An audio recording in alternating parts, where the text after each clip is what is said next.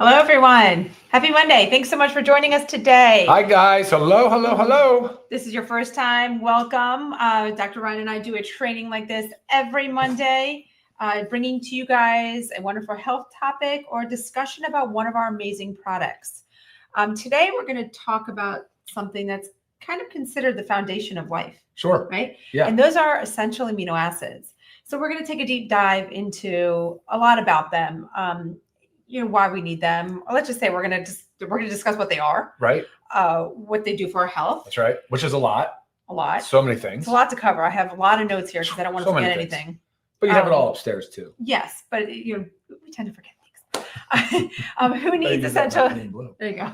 Who needs essential amino acids and benefits of free-form amino acids? So we'll explain that a little bit more if you don't know what that is. And then, of course, we're going to break it down, discuss our product itself. Because there's other benefits in besides just amino acids. It's an incredible product. Really is. Power. So if you don't already subscribe to our channel, please make sure you do. It helps you get all this quality information as well. It helps us. We love your feedback, comments, likes. I was alerted that the comments were turned off, and I'm on YouTube, and I'm always saying leave your comments. Sorry about that. They're on. They should be on. But again, we're across all platforms right now: Facebook, Instagram, and YouTube. So write in your comments, questions. We will address some questions at the end pertaining to this topic that we're talking about today. Cool. Ready? All right. So let's just go essential amino acids. I'm just going to give it to you defined, right? First off, essential amino acids, without them, our body cannot build muscle, cannot repair tissue, cannot produce vital hormones or sustain peak performance. So it's a lot all there. It's not just about muscle. So whether you're an athlete, whether you're recovering from illness, whether you're aging or just wanting optimal health. I mean, these are... So that's everybody. Yeah. Okay. I just basically put everybody into a category. Getting enough essential amino acids is a non-negotiable for strength, energy, longevity, the whole thing. Mm-hmm. So essential amino acids, they are essential. Yes. Like, have to get them from your food or diet. Essential. Yep. We do not get, our bodies do not make them. So we must get them from external sources, which is diet and supplementation. So that's a key thing here with essential amino acids, because there's so many things that we know about, like our body makes, and maybe it declines as we age, but we're still producing it, maybe a little less, and supplement can help. But this is something that we must get from our diet. When I talk about diet, supplementation also goes hand in hand with that. And there's the non-essential amino acids too, right? So we know the non-essential, and then there's all these other non-essential amino acids. But from dietary sources, what would those look like? Where it comes from usually protein, eggs, right? Dairy, soy, if you're vegetarian, right? Some nuts and seeds, anything protein rich, because protein is made up of, you guessed it, amino acids. Yes, they're the building blocks of the protein. So yes. So the fact that our body cannot make this on our own, cannot synthesize it on our own, must get it from our diet. They're crucial for protein synthesis, muscle repair, enzyme hormone production, overall metabolic function. And I want to read to you the 9. It's not like you're having a quiz and you need to know these 9, but the reason I want to read them off and just tell you a little tidbit of like what it's important for, because I want to open your eyes to the fact that it's not just about muscle. So sometimes we say the word muscle, and maybe some of you don't really care how important muscle is, and we'll get into really why it's so important. Yep. But I just want to let you know that it's involved in essential amino acids are involved in so much. So going through the 9, we have leucine. Okay, stimulates muscle protein synthesis. That's the big hitter. Yes, which I'm going to go into detail on really what that is if you don't really know. It aids in muscle recovery and growth. And then you have isoleucine, supports muscle metabolism, endurance, and immune function. Yep. Valine helps muscle repair, energy production, and mental focus. Cognition. Lysine, essential for collagen production, immune support, and calcium absorption. Yep. These are also important things, so crucial. Lysine, I just said that. Methionine, important for detoxification. That's a big one. Metabolism and antioxidant production. And phenylalanine, it's a precursor to neurotransmitters like dopamine and serotonin. So supporting mood, cognitive function, maybe helping even to wind us down and sleep. Tyrosine's another good one for dopamine and epinephrine. Yes, but when we start talking about neurotransmitters. Gotcha. That's not an essential. Right. Number 7, threonine supports muscle and connective tissue health, immune function, and fat metabolism. Tryptophan. We also know tryptophan as like a lot of times I see you can get it from turkey, and that's why we get tired after Thanksgiving. It's a precursor to serotonin. That's why, which regulates mood, sleep, and appetite. That's that class of drugs, SSRIs, selective serotonin reuptake inhibitors, trying to increase your serotonin. Right. To help you with your mood disorders and your anxiety, generalized anxiety disorders. Maybe you need some more tryptophan. Maybe. Histidine is number 9, supports immune function, digestion, and production of histamine, which plays a role in allergic responses. Yeah, and homeostasis. Correct. Big time. Yeah. So again, you heard a lot of other things in there beyond the importance of muscle protein synthesis. And like we said, these are found in your animal-based sources for protein, your meat, your fish, your poultry, eggs, dairy, and then your plant-based, soy, quinoa, legumes, nuts, seeds. Yeah. So it's available in food, right? It's definitely available in food. Yeah. And we'll get to also the difference between the food. And the difficulty with absorbing protein as we age. Yes. And the altered GI environment that we see now with a lot of either drugs, just aging, disease, leaky gut syndromes, things like that. That contribute. All these different reasons why you're not absorbing and your body's not actually getting all of the amino acids from diet. Right. Yeah. 100%. Okay. So what I read to you when I was just reading the 9 let you know about all the physiological functions that they are affected by in the body. So a couple of them we're going to go into detail about, and one of the main one is muscle protein synthesis. Yep. So you got to think like, what is that? What is it? Yeah. So here we go. Defined. Right. The biological process in which the body builds new muscle proteins to repair and grow muscle tissue. It's essential for muscle growth, recovery, maintenance, especially after exercise or any period of muscle breakdown. And then we can go through kind of like the steps on how muscle protein synthesis works. So like you have your stimulus. Yep. Stimulus being your micro tears, right? So when you're working out and you're exercising. Yes. Right. So some type of resistance, training, endurance, it actually causes muscle damage. So say, I'm just going to give an example. You're doing a bicep curl. Right. And you're essentially tearing those muscles. Fibers. Muscle fibers. Yes. And that sounds like, oh, we shouldn't be doing that. Right. But no, that's a good thing. Yeah. You want those little tears. Now we don't want to overdo something and have a tear. You want those little micro tears that happen. So that's like your stimulus. And then your body has that tear and it searches around for amino acid availability. Right. What's there? Are there essential amino acids? Particularly leucine is a big one. Right. Because these are the key signal to start muscle protein synthesis. So, gosh, I feel tongue-tied.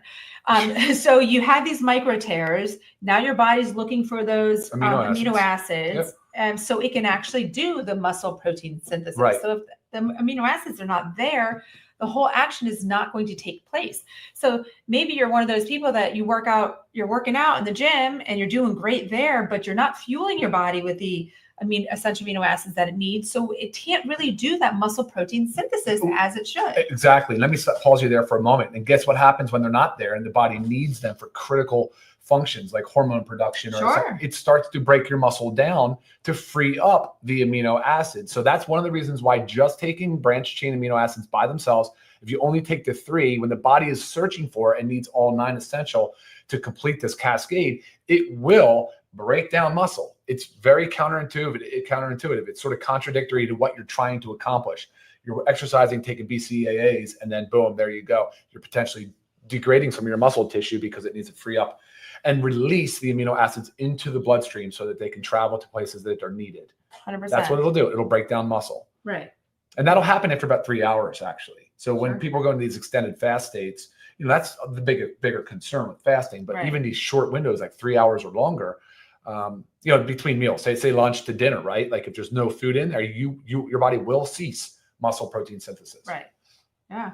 It's kind of scary when you break it down like that, right? Because sorry, I was going to say before I forgot, one of the reasons why bodybuilders often will set alarms in the middle of the night. Sure. Like they'll literally get up and take down 2 chicken breasts or something. Right. And that's the point. We're not trying to say this is a meathead bodybuilding just only for them kind of thing. No, you heard all of that other stuff. So again, when you're in that window and the body's breaking down looking for it, it would be great. It would be ideal to be able to have free form amino acids throughout the day in between your feeding windows. And that's to do everything that we talked about. Yeah. Amino acids do. Yeah. Okay, Sorry, so no, that's good. Goes back to our chain of events of what's going on in our body. So we search for our body, searching for the amino acid availability. There it is, because we've done our job. Yeah. Protein assembly happens. Yeah. So our cells use the amino acids to actually synthesize new muscle proteins. Yep. Very, very, very important. On a cellular level, it's building muscle. Right. Yep. Yeah. So and then obviously if your goal is to build muscle, which we should all be there, and I will tell you also why. Yep.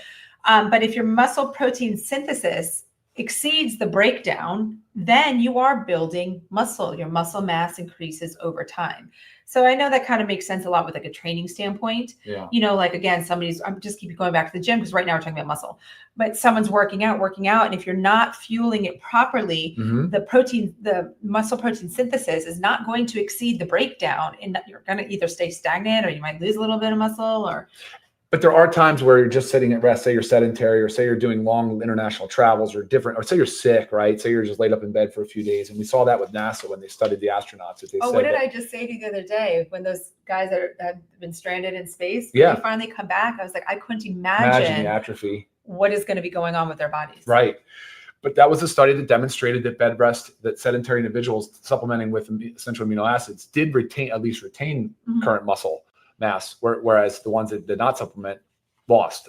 Right.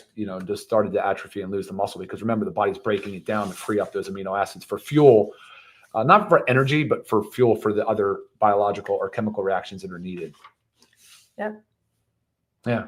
Very important. So that's there you go, is your muscle protein synthesis and why that is so extremely important. And and while we're talking about muscle, I'm just gonna flip over to my notes on like why it's so important. And I have some of these stages written down because I've said this before if you've been following us for a while. If not, here it is. But muscle loss is the first sign of aging. It's the first real sign of aging. And it actually begins in our 30s. So muscle protein synthesis just gradually starts to slow down in our 30s. That is the step one. So without strength training and proper nutrition to prevent that, that's when muscle loss begins in your 30s, unless you are doing things to prevent that from happening. Well, I think the muscle loss still will occur to a certain, just a lesser extent, probably, because growth hormone starts to decline, right? I mean, that's a big correlation, right? The loss of growth hormone, our hormones in general tend to decline, right? So you'll see it in men and women, of course, too. I mean, but you also see, Lisa, is an uptake in insulin resistance too. So the problem there is that the insulin resistance, the insulin is a very important signaling hormone. Right.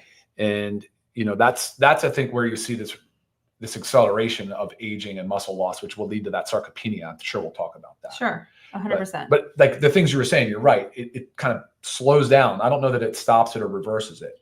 Right. Maybe that's in your 30s, there's a chance of being able to prevent that. But as you get into your 40s and 50s, I mean, it's a 3 to 5% per year. Yeah, and it's crazy.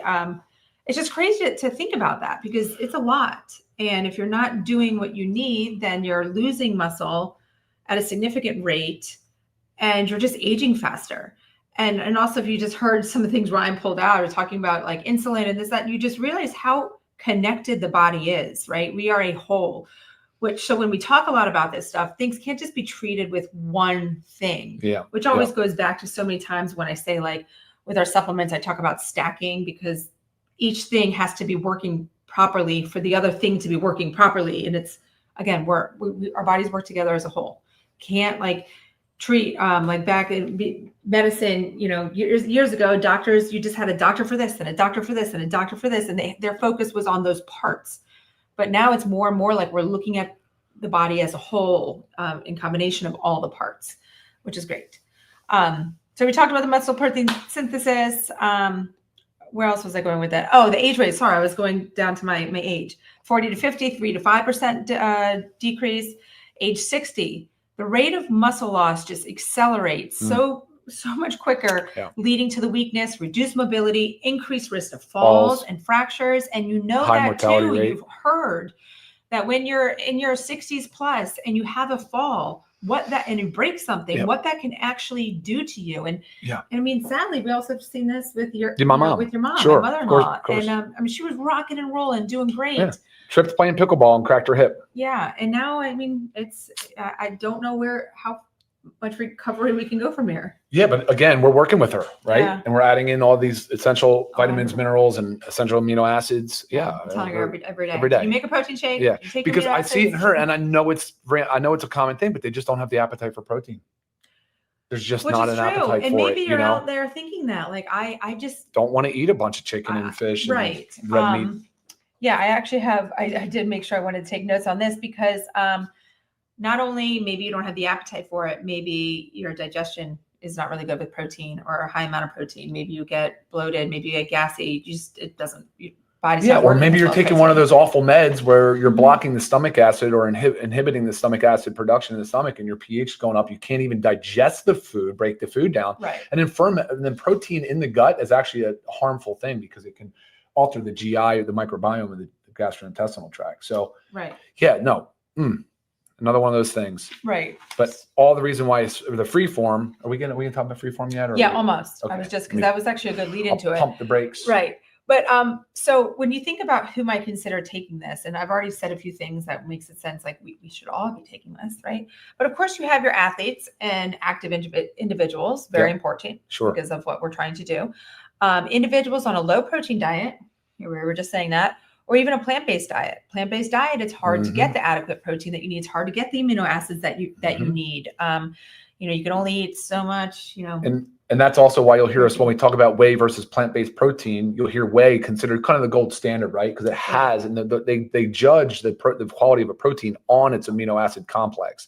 Does it contain adequate amounts of all 9 essential amino acids? Really, that's kind of the scoring. So plants never really quite been there. Soy has been kind of right there, but thankfully the pea protein has come a long way, and they've been able to make some improvements. But still, to your point though, if you're vegan or vegetarian, you will definitely have trouble getting enough of the essential amino acids without supplementing. Other ones are older adults. We just talked about that, right? Preventing that muscle loss. This one I just want to touch on a little bit more. This is individuals on a calorie deficit or during weight loss. So this is so important because, again, if you're not getting the proper fuel for what's going on in your body, right, then the functions are not able to take place. So if you're on a calorie deficit, the chances that you're not consuming enough amino acids from food, I'm just talking about food right now, is very high. Like, you've got to make sure you are supplementing with essential amino acids. And also during weight loss. And both of these things go along with like your weight loss injections. Okay. Not here to discuss weight loss injections, pros, cons. What I want you to know is what happens to the body when you lose that significant amount of weight. A lot of it is muscle, or the fact that you're also not consuming enough calories because of decreased appetite. Of course. And losing all that muscle. And I was also just reading an article on the fact that when you stop the injection, if you've lost all that muscle, the first thing you're gaining back is that fat mass. You have to really be careful and really focus on the muscle, because the muscle is also harder to put back on. Yeah. It's easy to lose because it's high energy demand center, right? Muscle is very high energy demand, right? More so than fat tissue. Easy to lose, hard and to then put back on. If you're referring to the GLP-1 drugs agonists, then you're talking about a 15 to 20, sometimes 25% loss of body weight, total body weight. And then 30 to 40% of that could be muscle mass, lean muscle mass. Yeah. Crazy numbers. Yeah. And it's crazy. And I get it. It's totally not fair. So if you're on them, and that's fine. That's fine. That's totally your prerogative. Right. But essential aminos, it's non-negotiable for me. Like and of course, in my world, I know GLP-1s real well with the pharmacy side. I'm always telling people, you guys absolutely need to be using essential aminos. It's a secret weapon for And I really do wish that all the prescribing doctors out there would say, like, look, here's your weight loss injection. I'm happy to get you started on your weight loss journey, but while you're doing it, you need to make sure you're taking 5 to 15 grams of essential amino acids a day. But nobody says that. So that's one thing we really want to preach about. Okay. And then people in recovery from illness, surgery, or injury. Yeah. It's a lot of repair going on. Sickness, your body is even cold. Yeah, your body is working. It needs the amino acids. It does. digestive issues, absorption issues, which Mhm. sometimes you might not even know you have it. So of course, those with like gut dysbiosis, IBS, Crohn's disease, stuff like that, you're not absorbing the nutrients as well from your food. Yep. But also sometimes like it's just a normal thing. Like I know that I don't absorb it very well. Like I have to take digestive enzymes. I do. And it works. So maybe if you know that's you, also in combination, you got to take the digestive enzymes. Different note though. And then also high stress.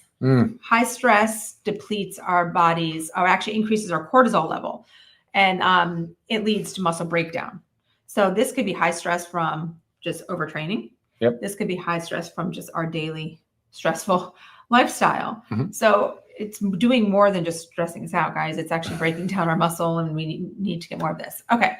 So this is where I know I want Dr. Ryan to really hit home about. I've got my notes here, but I'm pretty sure you'll cover most of it. Is about free form essential amino acids versus food, essential amino acids we get from our food. Right. Regardless, we said you need to get them from your diet. So say I have like my chicken, eggs, beef, all that here. And then we have our free form amino acids here. So why is this superior? Yeah, let's talk about it like that, because the whole food source of protein is your first and absolute, like whole foods are your first source, should always be the focus of your nutrition plan, right? But when you eat, like let's say you take a steak, you get 50% essential amino acids out of steak and 50% non-essential amino acids. But you get a lot of other stuff that's going on there. The body has to do a lot of work. We kind of talked about that, right? With the digestion process and the absorption process and everything that goes with it. But when you start talking about just wanting the essential amino acids in free form, it just means they're no longer connected as a chain, right? When it's a peptide or a whole protein, the amino acid sequence just goes all together in a long chain, right? Like 40, 50, 60, 200, 300, 400, and on. Amino acids linked together to create peptides and proteins. Free form is just individual amino acids. So, and that's fine, because what the body's trying to do anyway on this whole food protein is break them all down into individual free form amino acids so that it absorbs. And then when it goes into the blood, they absorb as essential single amino acids, and then they reassemble essentially, right? They go where the body needs them.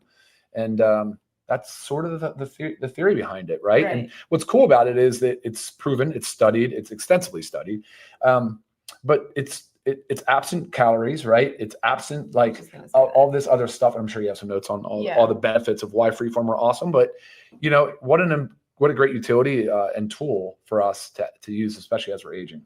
Yeah. I mean, the faster absorption, utilization, lower digestive load. So we just also said that if you have trouble with protein, if it makes you too full, it gives you gas, or you really just don't have an appetite for it, which naturally happens as we get older, and also naturally happens if you're on a GLP-1 or one of the weight loss peptides. You tend to lose your desire for protein. So even more, it's so important. Ideal for fasted training and calorie restriction. We talked about that. We talked about if you're on like a weight loss. So there you go, your calorie restriction.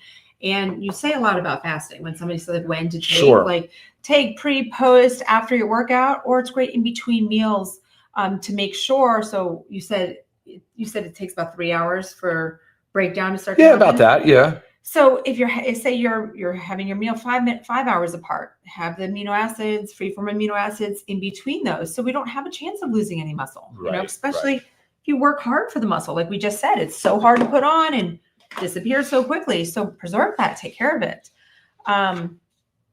Balance ratios.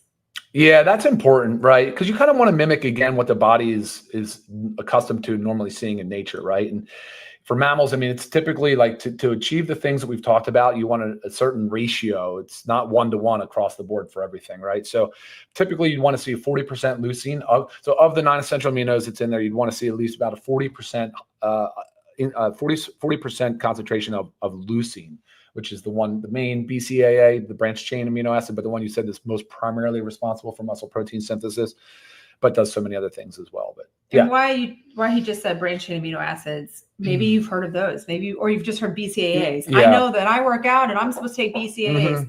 Those are just three of your 9 that I read off essential amino acids. So you need more than just 3. So we've had this whole concept of like, I need BCAAs. No, you need EAAs, which also contain your BCAAs.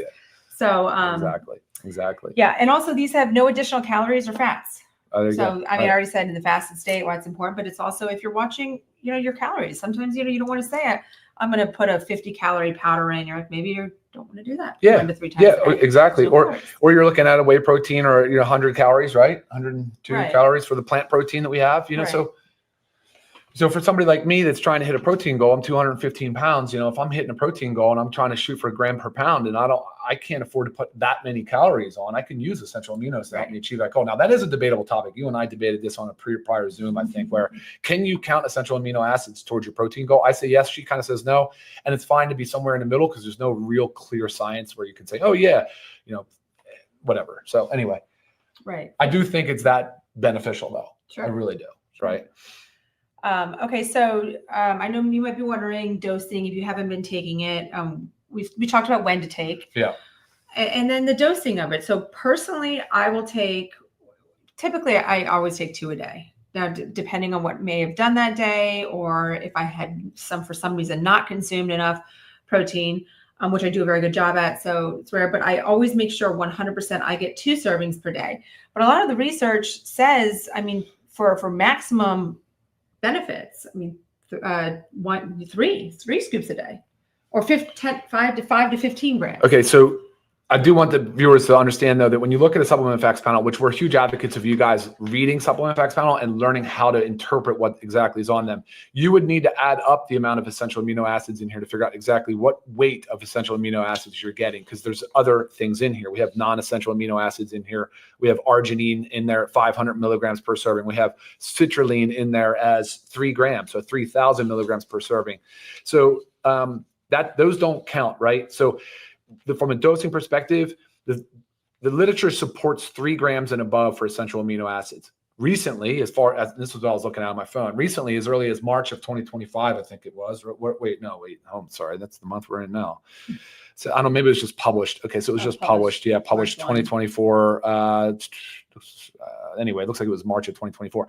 Anyway, it says January 25. Well, yeah, weird. Anyway, you guys can go check this out. It's a PubMed. It's a PubMed study. It's titled "Post-Exercise Myofibrillar Protein Synthesis Rates Do Not Differ Following 1.5 gram Essential Amino Acids Compared with 15 and 20 grams of whey protein in young females," which is interesting because Lisa has been really dialing in the fact that no studies have ever been done on women for the most part. I think here and there, but in the mid 90s, they finally started using females to run studies on. So prior to that, every study that you're looking at was basically on a based male population. Yeah. And as you know, it's not just the fact that male and females look differently. We have a lot of different things going on. And that's part of the reason why they were excluded because of that, right? Because of all the different fluctuations that were complicated, But no, that's silly. It's crazy. I'm glad people are now putting it back into focus.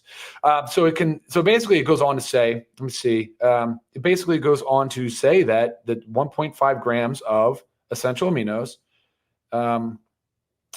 is equivalent to essentially the same as 20 grams of whey for muscle protein synthesis, and which would include all the other benefits that Lisa talked about earlier. This is crazy good news. This is great news. Historically, I've kind of latched on to 3 grams. Ours is more than 3. We have more than 3 grams of essential aminos. We have 40% of the essentials, a little over 40% is leucine. So we really did dial in the ratios. And I think that's the dosing component that you want to focus on. But how often can you do that? Up to 3 times a day is fine. Right. Up to 3 times a day is fine. I think you can go higher, but now you're just talking about straight inconvenience. Like that just doesn't even and this is 30 servings. So you would, typically you'd go through one of these in a month, but now it would be one every 10 days, essentially with 3 scoops a day. And that's fine because we're so good at pricing, but that would be the kind of suggested dosing. And the non-essential aminos that are included in here, they can also ride along with that three times a day dosing too. So I do it first thing. I do it as part of a pre-workout. I do it with I should be doing my creatine at post-workout. I'm not. I should be doing I do it with my creatine, and I do it with my hydration amplifier. Yeah. And then I do it again in the midday between meals and sometimes before bed. Yep. And personally, my favorite combo is in the morning before my workout. I'm E3 essential aminos and creatine. Sure. And then sometime between lunch and dinner, maybe around the 2-3 o'clock time, I mix another one with a scoop of my Super Reds. Yeah. Just a quick note, she's combining it with the E3. E3 also contains the essential amino acids, and that was intentional, and that you can combine them because the upper limit of dosing for essential aminos is it's pretty high. I mean, it's somewhere around 20 grams a day, something like that. It could even be higher depending on your health condition, whatever level of health, but you'd be fine doing that. You're obviously tolerating it very well. Right. I mean, it's well tolerated. People that use essential aminos, and it's what's fun. Is it something that you notice? Ben always says it's his favorite supplement, won't miss a day, but it's not something he feels, right? You don't necessarily feel it working. Right. Because it's not an energy thing. It's not, but it's definitely, you know what it's doing. You know what it's doing, because remember, it's not fuel like the macros, like carbohydrates and fat are for the body, right? I mean, protein can be used as fuel, but not primarily. So it's mostly there to carry out all these biological reactions that are needed in the body. Right. So 100%. And when you were just talking about, I was pulling up our price. So if you're a member, and if you're new to us and don't know, to be a member, you just sign up as a member. You pay $9.95 a month, but it gives you the membership pricing. So if you're buying 2+ supplements a month, which again, these are daily supplements, we typically have them in 30-day supplies, you're easily saving. So $19.95. I mean, that's pretty crazy. $19.95 for members, but just $24.95 if you're not a member. Really hard to beat that. Sure. Really hard. Even if you took another brand out there that's charging more, they're probably just some level of essential aminos, and that's it. Right. Forget the fact that we've added electrolytes. Forget the fact that we've added the non-essentials. Forget the fact that we added glutamine and some of these really important amino acids that are beneficial in their own right. Right. Which, as you're saying, there's citrulline, L-citrulline, L-arginine, and L-glutamine. Those are your non-essential amino acids that we added, but are so great for muscle health, repair, cells. Yep. Of course, gut lining for the glutamine. Right. Nitric oxide precursor to nitric oxide for arginine and citrulline. And again, talking about dosing is important. That's why we chose 3 grams and 500 milligrams. It's really critical for nitric oxide production. Right. And then we have the electrolytes, lower dose electrolytes that you would have in our hydration amplifier, but just adds that bit of hydration, while you're doing it as well. So I mean, such a quality product. It really is a high quality product for sure. And you've got, I mean, cool. This is lemon lime flavor. We do have a fruit punch flavor. I like them both for different reasons. I actually like the fruit punch when I mix it with my super Reds, and I like the lemon lime one when I take it in the morning. So, especially if we're going to be taking it 1 to 3 times a day, let's say 2 times a day, then get yourself a lemon lime, get yourself in a fruit punch, and then just enjoy the different flavors. All right. Fun fact too, essential amino acids are the second most abundant substance in the body, just behind water. I'm sure most of you have heard our bodies are made up of like 70-some% water, but number 2 is amino acids. That's crazy. Pretty crazy. All right. Time for our quiz. What are the 9 essential aminos? Go. Right. All right. Now that's it. All right. Cool. I think that's a wrap. No? Yeah. Did you see any questions? I wasn't looking at all. Well, we just ran so long. I think there's no way to chit-chatting along. Yeah. Yeah, I see lots of great comments, which is very nice. Love to hear how you guys are enjoying the essential amino acids. And continue. I'm always available for questions. So Lisa@livegood.com is my email. Love to help you with your health and product related questions and help you understand a little bit more if you still have questions beyond the 35 minutes that we just talked about essential amino acids. You guys rock. Thank you for watching. Thank you for staying with us. And again, make sure you subscribe to our channel, like, comment, leave us all your feedback. It helps us grow and it helps you learn. All right. Until next time. Bye, guys. See ya.